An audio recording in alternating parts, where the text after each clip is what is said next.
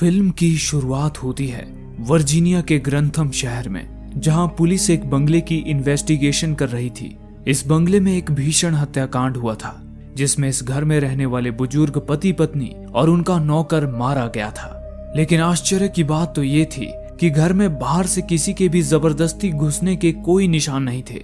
इसके विपरीत ऐसा लग रहा था जैसे घर के लोग अंदर से बाहर भागने की कोशिश कर रहे थे। तभी घटना की जांच कर रहे शेरिफ को एक पुलिस वाला नीचे बेसमेंट में बुलाता है। शेरिफ जब नीचे जाकर देखता है तो बेसमेंट में एक और लाश पड़ी थी। वो एक लड़की की लाश थी जो पूरी तरह से निर्वस्त्र थी और आधी जमीन में गड़ी हुई थी। क्योंकि उस लड़की की पहचान नहीं हो पाती तो शेरिफ उसे जेन डो नाम दे देता है। दूसरी तरफ शहर के मुर्दा घर में टॉमी और उसका बेटा ऑस्टिन एक बुरी तरह से जली हुई लाश की ऑटोप्सी यानी कि पोस्टमार्टम पूरा करते हैं। टॉमी और उसका परिवार पिछले 3 जनरेशन से यही काम करते आ रहे थे और टॉमी अब अपने बेटे ऑस्टिन को भी ये काम सिखा रहा था। कुछ देर बाद ऑस्टिन की गर्लफ्रेंड एमा वहां आती है। ऑस्टिन और एमा आज रात डेट पर जाने वाले थे। जाने से पहले ऑस्टिन उसे मुर्दा घर का एक टूर करवाता है। घूमते घूमते वो दोनों फ्रीजर तक आ पहुंचते हैं जहां डेड बॉडीज को रखा जाता था। ये देख एमा डेड बॉडी देखने की जिद करने लगती है, लेकिन अपने पिता के डर से ऑस्टिन उसे साफ मना कर देता है। तभी टॉमी भी वहां आ पहुंचता है और उन्हें इसकी इजाजत दे देता है। ऑस्टिन फिर फ्रीजर से एक लाश निकालकर एमा को दिखाता है। उस लाश का चेहरा पूरी तरह से पिचका पड़ा था।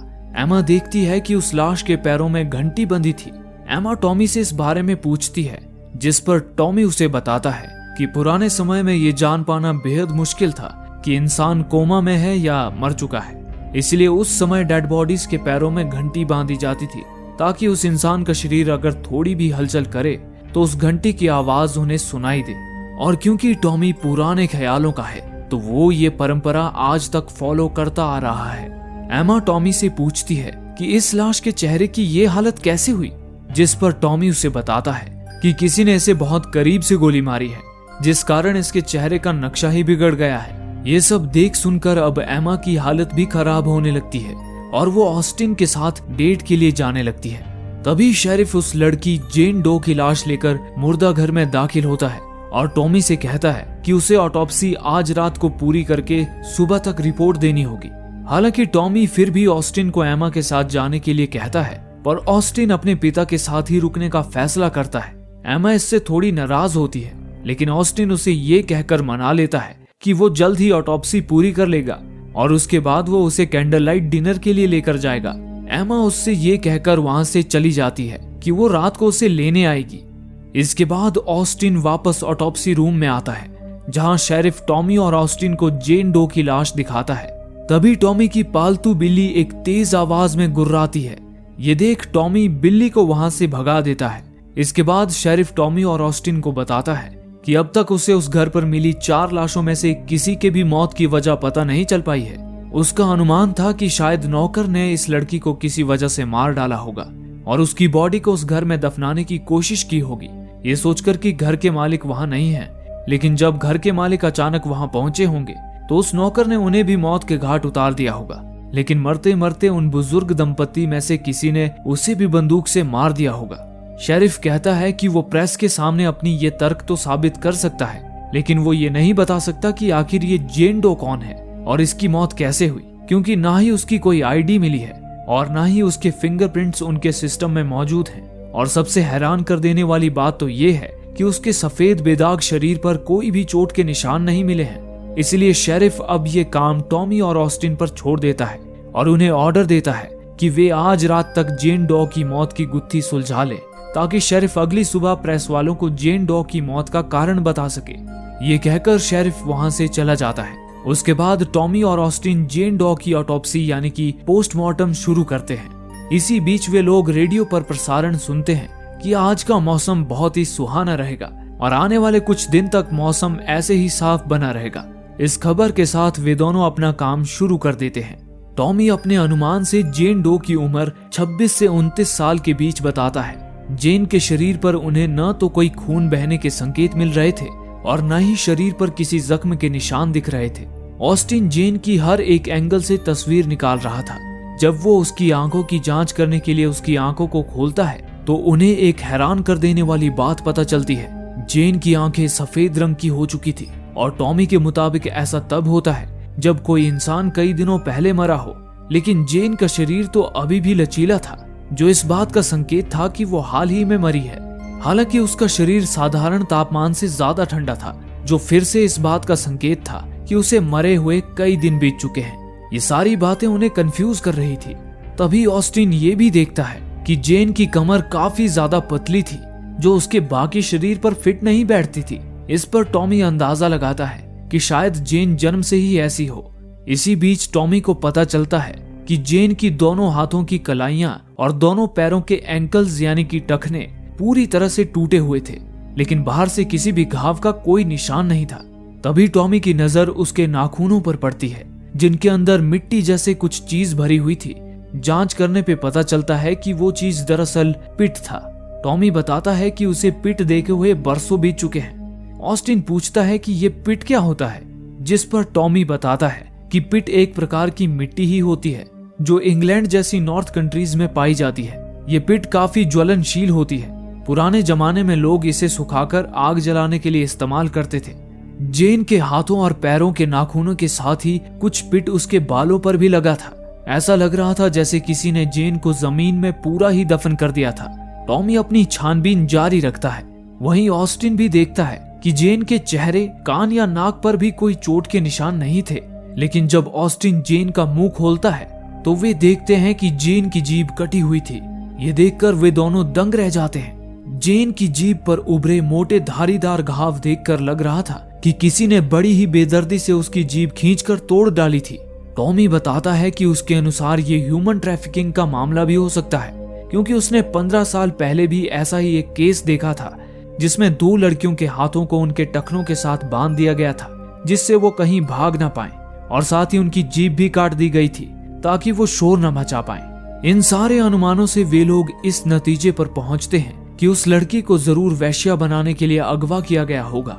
इसी दौरान जब ऑस्टिन जेन के चेहरे की एक तस्वीर खींचने जाता है, तभी वो देखता है कि जेन की नाक अचानक फड़फड़ाने लगी है। देखते ही देखते उसकी नाक से खून की धार निकल आती है और अगले ही पल एक मक्खी भिन भिनाती हुई उसकी नाक से निकलकर उड़ जाती है, जिसे देख टॉमी और ऑस्टिन सन्न रह जाते हैं। उसी पल टॉमी की नजर जेन के खुले हुए मुंह की तरफ पड़ती है, जहां वो देखता है कि जेन का एक दांत गायब है। उसे उसके मुंह के अंदर से एक धागा भी मिलता है, जिसे वे लोग आगे जांच के लिए सुरक्षित रख देते हैं। उसके बाद जब टॉमी जेन के प्राइवेट पार्ट की जांच करता है तो उसके अंदर ढेर सारे घाव के निशान मिलते हैं। हालांकि इन सब से भी वो किसी नतीजे पर नहीं पहुंच पाते। अब सारी बाहरी अंगों की छानबीन करने के बाद टॉमी और ऑस्टिन जेन की चीर फाड़ करने के लिए तैयार हो जाते हैं। इसी बीच बाहर मौसम खराब होने लगा था और बादल गरजने का शोर अंदर तक सुनाई दे रहा था। हालांकि इसे इग्नोर करते हुए दोनों बाप बेटे अपना काम जारी रखते हैं। ऑस्टिन जेन की गर्दन को उठाकर एक ब्लॉक पर रख देता है। फिर टॉमी जैसे ही उसकी छाती चीरने के लिए अपना चाकू उठाता है, उसी वक्त अचानक उन्हें जोर से बादल गरजने की आवाज सुनाई देती है और साथ ही उनके रेडियो पर कुछ डिस्टरबेंस आती है और एक गाना बजने लगता है, open up your heart and let the sunshine इन। लेकिन टॉमी और ऑस्टिन इस बात पर ज्यादा गंभीरता नहीं दिखाते और अपना काम जारी रखते हैं। टॉमी जेन की छाती से लेकर पेट तक एक चीरा लगा देता है। चीरा लगाते ही जेन के शरीर से खून की धार कुछ यूं बहने लगती है मानो कि वो जिंदा हो। ये देखकर टॉमी और ऑस्टिन के भी दिमाग के सारे तार हिल जाते हैं। टॉमी जेन की कमर के अंदरूनी अंगों को ध्यान से देखते हुए कहता है, इस लड़की की पतली कमर जन्मजात नहीं लग रही है। जिस पर ऑस्टिन पूछता है, तो फिर इसकी इतनी पतली कमर का क्या कारण हो सकता है? जवाब में टॉमी कहता है, बहुत लंबे समय तक कॉर्सेट पहनने की वजह से कमर में ऐसे बदलाव आते हैं। जिस पर ऑस्टिन कहता है, लेकिन कॉर्सेट पहनने का फैशन तो सदियों पहले ही बंद हो चुका है। उसके बाद जब टॉमी जेन की पसली की हड्डियों को काटकर उसकी अंदरूनी अंगों पर अपनी नजर डालता है, तो उसे दिखता है कि जेन के फेफड़े गहरे काले पड़ चुके थे।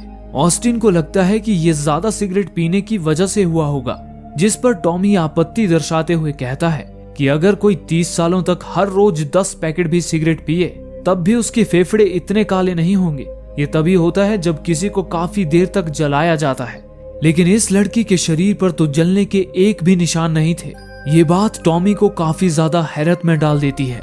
इसके बाद टॉमी जब जेन का दिल निकाल कर देखता है तो उसे उसके दिल पर चाकू से काटे जाने के निशान नजर आते हैं, और सिर्फ उसके दिल पर ही नहीं बल्कि उसके बाकी अंदरूनी अंगों पर भी वैसे ही कटने के निशान होते हैं।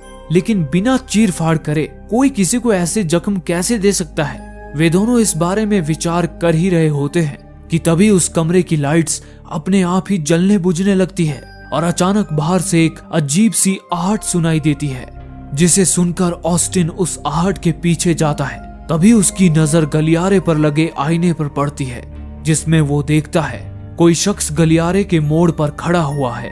उसे देख ऑस्टिन सहम जाता है, लेकिन वो जब गलियारे के मोड़ पर जाकर देखता है तो उसे वहां कोई भी दिखाई नहीं देता।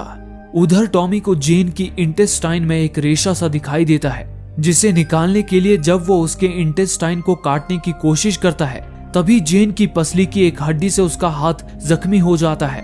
इसी बीच दूसरी ओर ऑस्टिन देखता है कि वो जिस आहट के पीछे आया था वो स्टोर रूम के वेंटिलेशन से आ रही थी।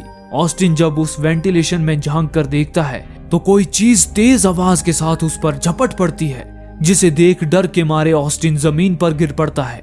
इतने में टॉमी भी उसकी आवाज सुनकर वहां पहुंच जाता है। टॉमी को देख ऑस्टिन की जान में जान आ जाती है।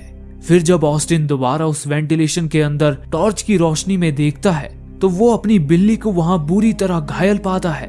बिल्ली के पेट से उसकी अंतड़ियां ही गायब हो चुकी थी। ये देख ऑस्टिन और टॉमी बहुत ज्यादा भावुक हो जाते हैं। टॉमी को अपनी बिल्ली का दर्द देखा नहीं जाता और वो उसकी गर्दन मरोड़कर उसे दर्द से मुक्ति दिला देता है। साथ ही टॉमी अपनी बिल्ली को क्रेमेटोरियम में जलाकर उसका सम्मान पूर्वक अंतिम संस्कार भी कर देता है।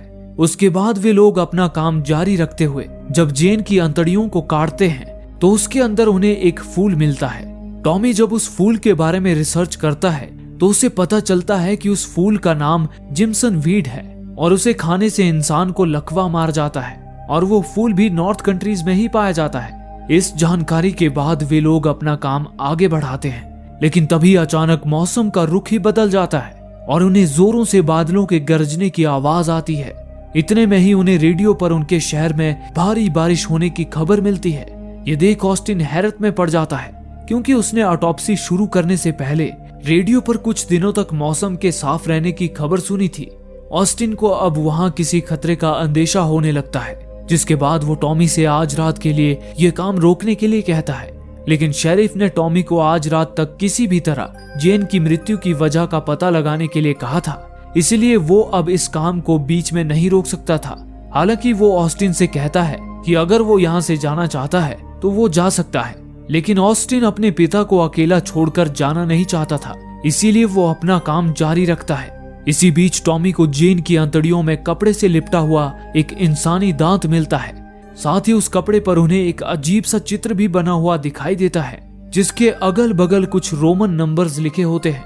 और तो और वो कपड़ा जेन की अंतड़ियों में रहने के बावजूद भी जैसे का तैसा ही होता है, जबकि इतने दिनों में अंतड़ियों में मौजूद स्टमक एसिड से उसे गल जाना चाहिए था।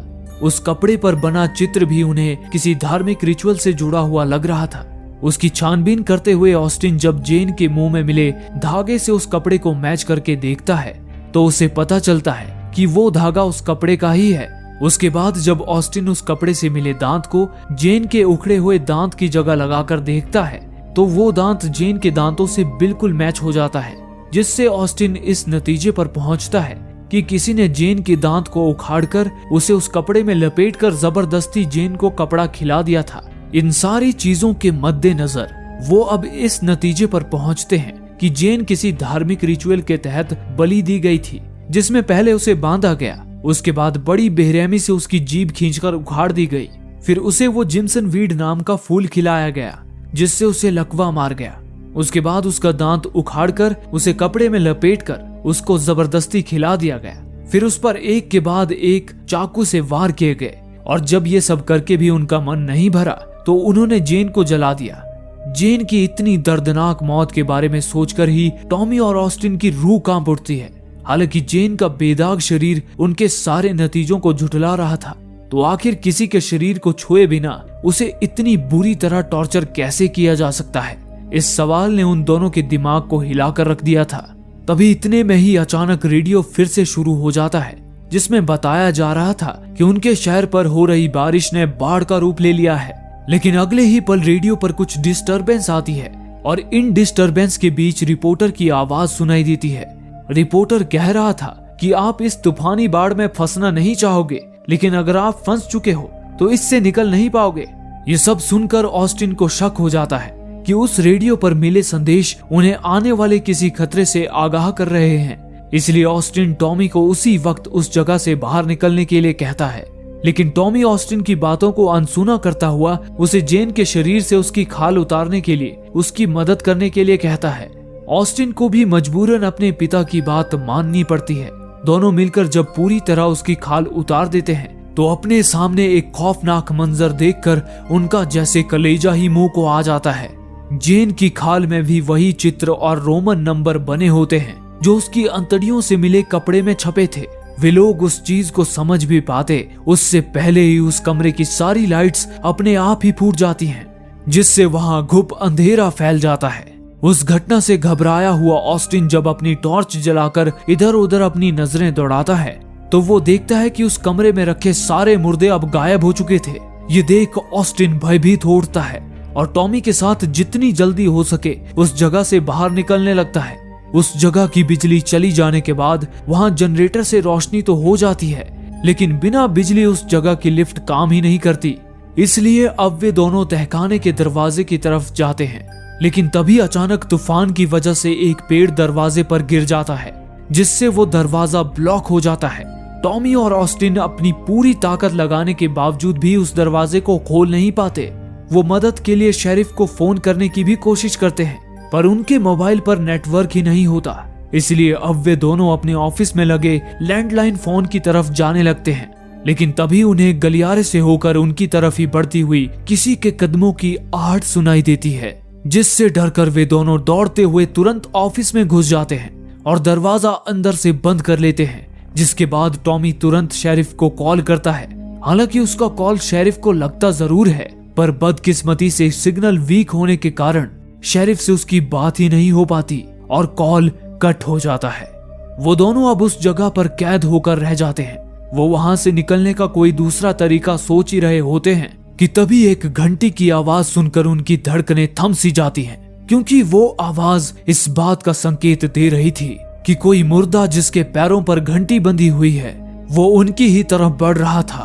वो मुर्दा दबे पांव चलता हुआ उनके दरवाजे के बिल्कुल करीब पहुंच जाता है। उसकी मौजूदगी महसूस कर जब ऑस्टिन दरवाजे के नीचे से झांककर बाहर देखता है तब उसे उस मुर्दे के पैर दिखाई देते हैं, जिसे देख ऑस्टिन घबरा जाता है।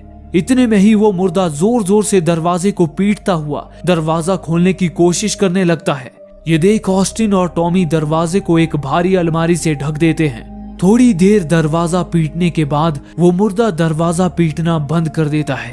अब ऑस्टिन को पूरा यकीन हो गया था कि ये सब जेन ही कर रही है, क्योंकि उसे यहाँ लाने से पहले सब कुछ ठीक चल रहा था। लेकिन जैसे जैसे वो चीड़ फाड़ करते जा रहे थे वैसे ही चीजें और ज्यादा बिगड़ती जा रही थी। हालांकि टॉमी को इन सब बातों पर अब भी यकीन नहीं हो रहा था। इसी दौरान टॉमी देखता है कि उसकी कलाई की जख्म से खून बह रहा है, जिसे देख वो उस खून को साफ करने बाथरूम में जाता है। तभी अचानक वहां मौजूद पर्दों में कुछ हलचल सी होती है, जिसे देख टॉमी सहम जाता है।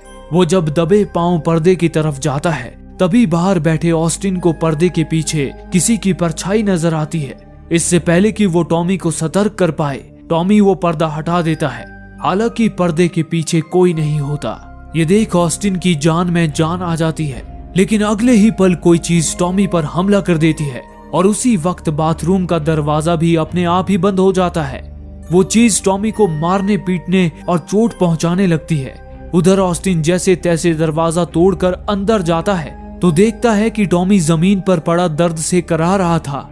ऑस्टिन अपने पिता को उठाकर उनकी मरहम पट्टी कर देता है। इस घटना के बाद अब टॉमी को भी यकीन हो जाता है कि ये सब जेन ही कर रही है। इसलिए अब वे लोग जेन की लाश को ठिकाने लगाने के लिए वापस ऑटोप्सी रूम में जाते हैं। तभी वो गौर करते हैं कि जेन के जिन अंगों को उन्होंने शरीर से बाहर निकाल दिया था वो अब सड़ चुके थे, लेकिन जेन का बचा हुआ शरीर अभी भी बिल्कुल पहले जैसा ही था। ऐसा लग रहा था जैसे जेन का शरीर ही उसके अंगों को सुरक्षित रख रहा था। वे लोग अब जेन के शरीर को जलाने के लिए क्रीमेटोरियम में जाने की तैयारी करने लगते हैं। तभी अचानक उस कमरे का दरवाजा अपने आप ही लॉक हो जाता है।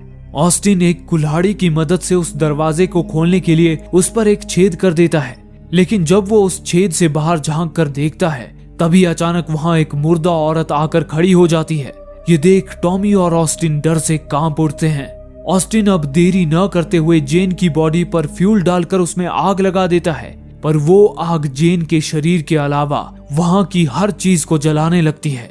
उस आग से उनके कैमरे और जेन पर किए सारे रिसर्च तबाह हो जाते हैं। ये देख टॉमी उस आग को पूरी तरह बुझा देता है। तभी वो देखते हैं कि जेन का शरीर उस पर जल रही आग को सोख लेता है और उसके शरीर पर अब भी घाव के कोई निशान नहीं बनते। इसी बीच बिजली भी आ गई होती है, इसलिए उन्हें जब लिफ्ट के शुरू होने की आवाज आती है तो वो कुल्हाड़ी उठाकर अपनी जान बचाने के लिए लिफ्ट की तरफ भागते हैं, पर उनके वहां पहुंचने से पहले ही लिफ्ट बंद होकर ऊपर चली जाती है। तभी इतने में ही एक मुर्दा उन्हें उनकी ही तरफ आता हुआ दिखाई देता है, जिसे देख ऑस्टिन डर के मारे लिफ्ट का बटन जोर जोर से दबाने लगता है। अब वो मुर्दा उनके बहुत ज्यादा करीब आ गया था, जिसे देख डर के मारे उनकी जैसे जान ही हलक में आ जाती है।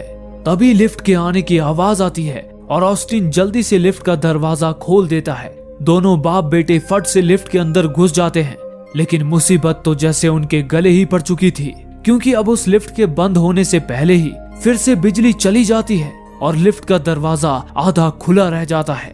इतने में ही वो मुर्दा भी उनके बहुत करीब आ जाता है। ये देख कुल्हाड़ी पकड़ा टॉमी हिम्मत दिखाते हुए उस मुर्दे पर कुल्हाड़ी से हमला कर देता है, लेकिन बाहर से किसी मुर्दे के बजाय किसी लड़की के चिल्लाने की जानी पहचानी आवाज आती है। उस आवाज को सुनकर ऑस्टिन जब लिफ्ट से बाहर निकलता है तो देखता है कि टॉमी ने जिसे मारा था वो कोई मुर्दा नहीं बल्कि एमा थी, जिसकी गर्दन कुल्हाड़ी के वार से कट चुकी थी। अपनी गर्लफ्रेंड को तड़प तड़प कर मरते देख ऑस्टिन के आंसू नहीं थमते। वो फूट फूट कर रोने लगता है। उसने ही रात को एमा को वहां आने के लिए कहा था। ऑस्टिन और टॉमी समझ जाते हैं कि जेन अपनी शक्तियों से उनके दिमाग में भ्रम पैदा कर रही है, जिस वजह से उन्होंने एमा को मुर्दा समझकर उसे मार दिया। डरे सहमे वो दोनों वापस लिफ्ट में जाकर बैठ जाते हैं। तभी ऑस्टिन के दिमाग में एक सवाल आता है। वो टॉमी से कहता है कि जेन अपनी शक्तियों से उन्हें कब का मार सकती थी, तो उसने उन्हें अब तक जिंदा क्यों रखा है। ऑस्टिन को एक और बात याद आती है। वो टॉमी को बताता है कि जेन ने उसकी चीर फाड़ होने से पहले उन्हें रेडियो के जरिए कई बार इनडायरेक्टली वार्निंग देने की कोशिश की थी। शायद कोई बात है जो वो नहीं चाहती थी कि उन्हें पता चले। टॉमी और ऑस्टिन वापस जाकर जेन की ऑटोप्सी पूरी करने का फैसला करते हैं। हो सकता है उन्हें कुछ ऐसी बात पता चले जिससे उनकी जान बच जाए। वे लिफ्ट से बाहर निकलकर ऑटोप्सी रूम की तरफ बढ़ने लगते हैं, पर तभी जेन क्रीमेटोरियम की आग को जला देती है, जिससे उठने वाला धुआं पूरे बेसमेंट में फैल जाता है। टॉमी और ऑस्टिन उस धुएं से होकर आगे बढ़ रहे होते हैं। इतने में अचानक वो मुर्दे टॉमी पर हमला कर देते हैं और उसे बुरी तरह से घायल कर वहां से गायब हो जाते हैं। ऑस्टिन टॉमी को संभालता हुआ उसे ऑटोप्सी रूम में ले जाता है और दरवाजे को अच्छी तरह से बंद कर देता है। अब सिर्फ जेन का दिमाग ही खुलना बाकी था। ऑस्टिन सीधा जेन की खोपड़ी काटकर उसके दिमाग को देखता है तो उन्हें पता चलता है कि जेन का दिमाग एकदम सही सलामत है। बाकी ऑर्गन्स की ही तरह उस पर भी जख्म के कोई निशान नहीं थे। ऑस्टिन जब उसके दिमाग के एक टुकड़े को काटकर उसे माइक्रोस्कोप में देखता है तो उसे कुछ ऐसी बात पता चलती है जिसके बारे में सोचकर ही ऑस्टिन और टॉमी भयभीत हो उठते हैं। जेन के दिमाग के सेल्स पूरी तरह से एक्टिव थे, जिसका एक ही मतलब था, जेन अभी भी जिंदा थी। यानी कि अब तक उन्होंने जेन के साथ जो कुछ भी चीरफाड़ की थी वो उसका दर्द महसूस कर पा रही थी। ये बात उन्हें अंदर तक झिंझोड़ कर रख देती है। लेकिन जेन के सारे अंग निकाले जाने के बाद भी जेन जीवित कैसे थी, ये सवाल उन दोनों को परेशान किए जा रहा था। टॉमी को लगता है कि कोई अदृश्य ऊर्जा जेन को अब भी जीवित रखे हुए है। इतने में ही ऑस्टिन जेन की आंतड़ियों से मिले कपड़े को अनजाने में मोड़ देता है। तब उस पर लिखे रोमन नंबरों के एक साथ मिलने से एक शब्द बन जाता है। वो शब्द होता है लेविटिकस 20:27। ये शब्द सुनकर टॉमी झट से बाइबल निकालता है और उसमें से एक चैप्टर खोलता है। उस चैप्टर का नाम था लेविटिकस 20:27। तभी ऑस्टिन को उस कपड़े पर एक साल लिखा हुआ दिखाई देता है, साल 1693। उसी समय टॉमी भी बाइबल में लेविटिकस 20:27 चैप्टर पढ़ता है, जिसमें लिखा था कि जो भी आदमी या औरत शैतान से संपर्क करने की कोशिश करती है उसे मार दिया जाए, क्योंकि वो एक विच यानी कि चुड़ैल है। ये सुनकर ऑस्टिन अपने पिता को बताता है कि 1693 वो समय था जब इंग्लैंड के लोगों ने कई जवान औरतों को विचेस बताकर भरे बाजार में जिंदा जला दिया था। यह घटना सैलम विच ट्रायल्स नाम से काफी प्रसिद्ध है। इन सारी कड़ियों को जोड़कर टॉमी और ऑस्टिन इस दिल दहला देने वाले नतीजे पर पहुंचते हैं कि जेन की हत्या भी साल 1693 में सैलम विच ट्रायल्स में ही हुई होगी। हालांकि टॉमी का मानना था कि सैलम विच ट्रायल्स में जिन भी औरतों और लड़कियों की हत्या हुई थी वो कोई विचेस नहीं थी, वो बस मानसिक रोगी थी जो लोगों के अंधविश्वास का शिकार हो गई। हालांकि टॉमी अब तक उनके साथ हुई सारी भूतिया घटनाओं को झुठला भी नहीं सकता था। तभी उसके दिमाग में एक विचार कौंधता है। वो ऑस्टिन से कहता है कि हो सकता है बाकी लड़कियों की तरह जेन भी कभी विच थी ही नहीं, लेकिन अंधविश्वास के चलते लोगों ने उसे विच समझकर उस पर जो भयानक और दर्दनाक रिचुअल्स किए, उन रिचुअल्स का असर उल्टा हो गया हो और उन रिचुअल्स ने एक आम लड़की को विच में बदल दिया हो। ऑस्टिन पूछता है कि आखिर जेन उनके ही पीछे क्यों पड़ी है। इस पर टॉमी कहता है कि अब तक उन्होंने जेन के साथ जो कुछ भी चीरफाड़ की थी वो उसे महसूस कर पा रही थी, और अब जेन चाहती है कि उसने जो दर्द सहा है वो अब टॉमी और ऑस्टिन भी सहे। यही वजह है कि उसने उन दोनों को अब तक जिंदा रखा है। इसी के साथ टॉमी ऑस्टिन को अपना घाव दिखाता है। उस घाव के आसपास उसी तरह के निशान बन गए थे जैसे जेन के शरीर पर थे। तभी उनके दरवाजे पर खड़े मुर्दे दरवाजा तोड़कर अंदर आने की कोशिश करने लगते हैं। ऑस्टिन उन्हें रोकने दरवाजे की तरफ दौड़ता है, लेकिन टॉमी को यकीन हो गया था कि जेन को रोकना नामुमकिन है। इसीलिए वो जेन से एक सौदा करता है। वो जेन से कहता है कि वो उसे जितना चाहे तड़पा सकती है, वो उसे रोकने की कोशिश नहीं करेगा, बदले में वो उसके बेटे को बख्श दे। जिसके बाद देखते ही देखते सब कुछ शांत हो जाता है। लेकिन तभी जेन टॉमी को वही दर्द देने लगती है जो उस वक्त वो महसूस कर रही थी। ठीक जेन की तरह ही टॉमी की भी दोनों कलाइयां और टखनों की हड्डियां टूट जाती हैं और उसकी आंखें भी सफेद होने लगती हैं। टॉमी के हर दर्द के साथ जेन वापस पहले जैसी होने लगती है। उसकी टूटी हुई हड्डियां वापस जुड़ जाती हैं और उसका कटा हुआ शरीर भी ठीक होने लगता है। लेकिन दर्द से बेहाल टॉमी का तड़पना ऑस्टिन से देखा नहीं जाता और वो उसे चाकू से मारकर दर्द से मुक्ति दिला देता है।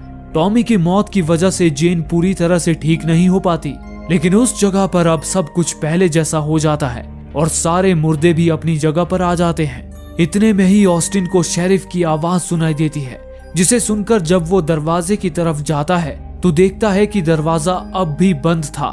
वो शेरिफ से मदद की गुहार लगाता है, लेकिन तभी शेरिफ उसकी मदद करने के बजाय गाना गाने लगता है, Open up your heart and let the sunshine in। Austin को समझ आ जाता है कि बाहर कोई शेरिफ मौजूद नहीं है, बल्कि ये जेन द्वारा पैदा किया गया एक भ्रम है।